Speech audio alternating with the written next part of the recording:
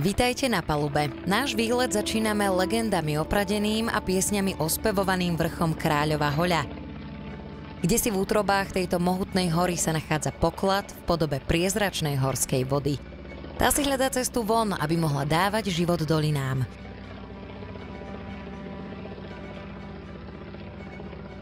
Práve prelietame okolo prameňa Hnilca a niekde tam vnútri sa rodí aj Hron.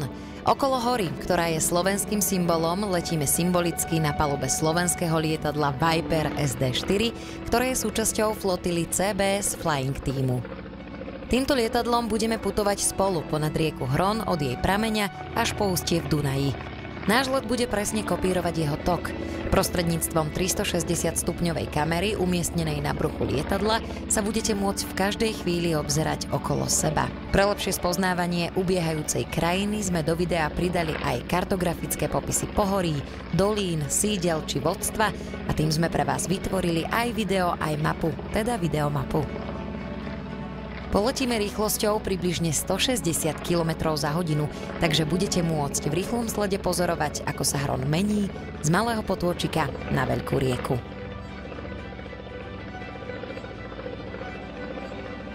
Toto je prvý diel 8-dielneho 360-stupňového filmu s názvom Príbeh Hrona. V ňom vám ukážeme z neba miesto narodenia tejto rieky a predstavíme ju až po obec Heľpa.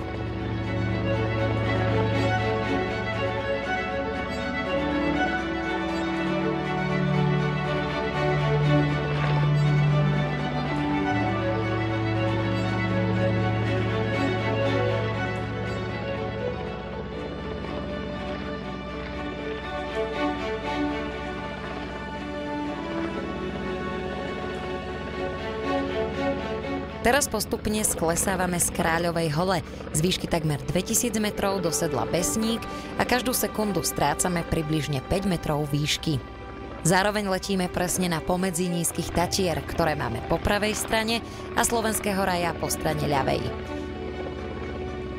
Keď sa obzriete dozadu, lúči sa tam s nami majestátna hradba Vysokých Tatier. Dohromady sklesáme po prameň Hrona viac ako 1 výškový kilometer.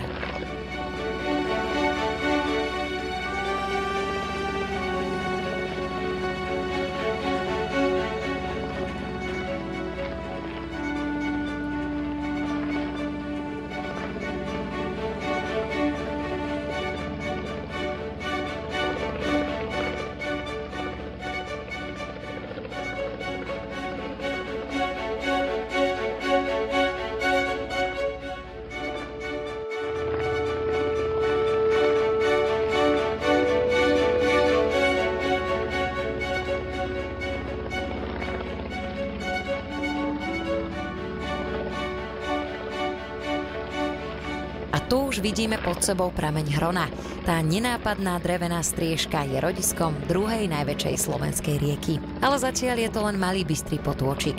Ak by sme vám jeho tok vo videu neoznačili písmom, ani by ste ho z lietadla nerozoznali.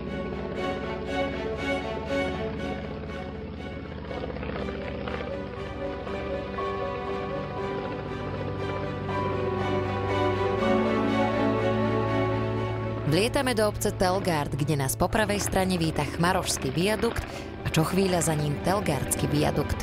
Význam obce vzrástol postavením železničnej trate Červená skala Margecany, ktorej súčasťou sú aj spomínané viadukty tzv. Telgardskej slučky. Ňou vlak prekonáva vnútri hory prevýšenie až 31 metrov. Zatáčku tejto slučky, končiacu Telgardským tunelom, môžete vidieť vpravo. Vľavo za nami sa vzdiaľuje známe lyžiarske stredisko. Telgard je známe miesto tvrdých bojov počas Slovenského národného povstania. Počas nich celá obec vyhorela. Dnes už po vojne okrem pamätníkov nenájdete žiadnej stopy, no deti v miestnej základnej škole sa o nej dozvedia nielen na hodinách dejepisu, ale aj z rozprávania svojich prarodičov.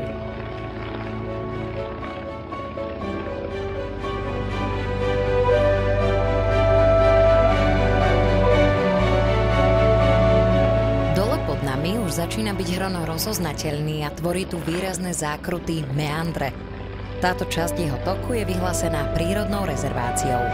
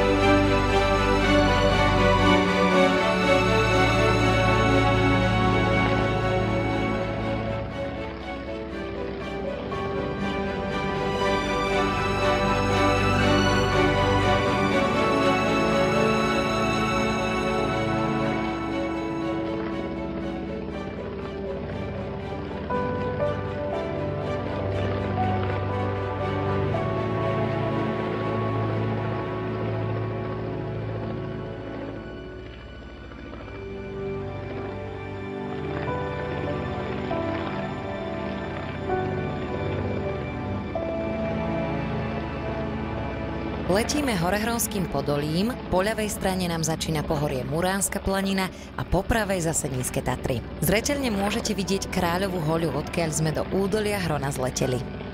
Úzkou dolinou, kde vedľa rieky zľava vedie železnica a sprava cesta, lietame na Červenú skalu. Známa bola najmä v 18. storočí, a to prvým horehronským hámrom na spracovanie železa. Dnes je miestnou časťou Šumiaca.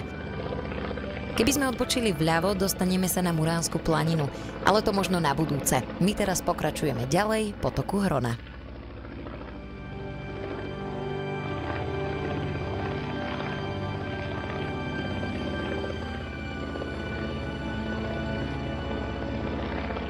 Po pravej strane sa nám spoza kopca už ukazuje obec Šumiac. Je východiskovým bodom výstupov na Kráľovú hoľu, vrátane toho známeho, organizovaného najväčším slovenským vydavateľom turistických máp VKU Harmanec. V obci si môžete požičať aj e-bike a pohodlnejšie sa dostať na jej vrchol. Okrem toho sa tu dá navštíviť múzeum Šumiacka izba a múzeum Zvoncov a Spiežovcov.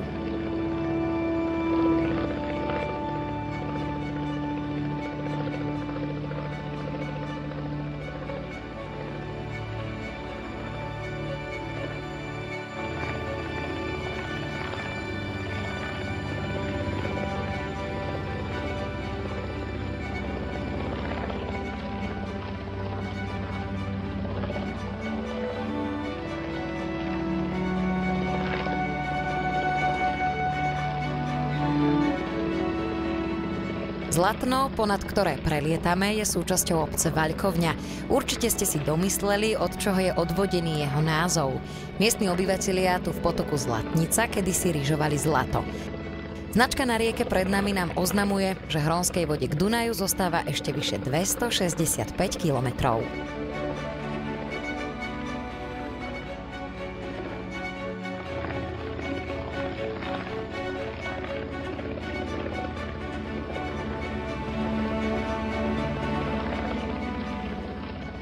A odkiaľ pochádza názov obce Vaľkovňa?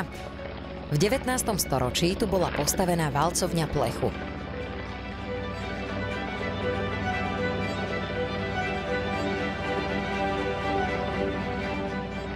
Miestna časť Švábolka bola zase v minulosti osídlená nemeckými imigrantmi zo Švábska.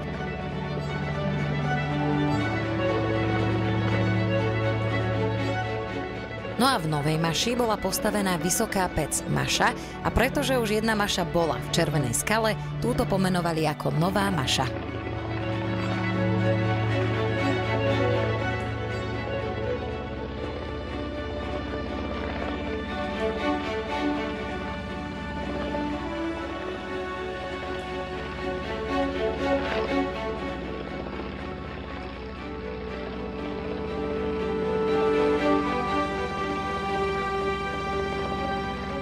Povedľa vrchu Gindura letíme k ďalšej Maši, tentokrát k Pohorelskej. Tá je súčasťou Pohorelej a vznikla ako robotnícka kolónia pre pracovníkov pohorelských železiarní. Ako vidíte, tento kraj bol, vďaka bohatým náleziskám nerastných surovín, významnou súčasťou kovospracujúceho priemyslu. Dnes je vďaka nádhernej okolitej prírode atraktívny pre letný aj zimný cestovný ruch. Pri pohľade dozadu vám to potvrdí aj svah miestneho lyžiarskeho strediska.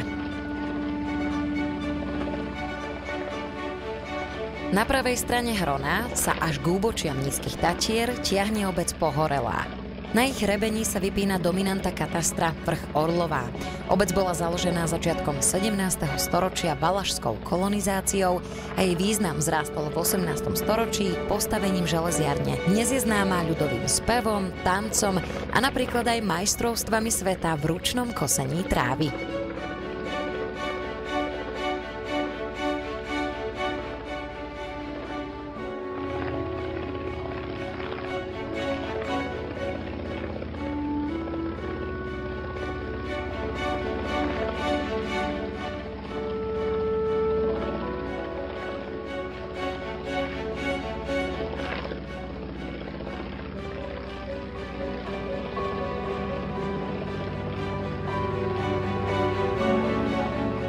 Ľudový folklór hrá v životoch miestnych obyvateľov veľkú úlohu. Každá obec Horehronia si zachováva svoje zvyky, piesne a typické kroje. A my prelietame k obci Heľpa, dejisku známeho folklórneho festivalu. Symbolizuje ho miestny amfiteáter, ktorého polohu uvidíte napravo. Okrem neho je dominantou obce kostol Nanebovzatia Panny Márie.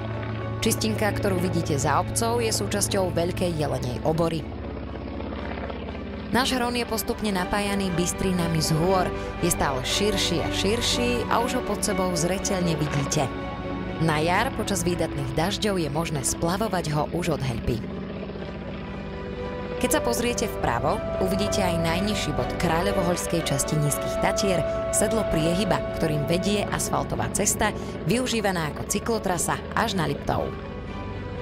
Heľpou končíme prvý diel našej 360-stupňovej videomapy Príbeh Hrona.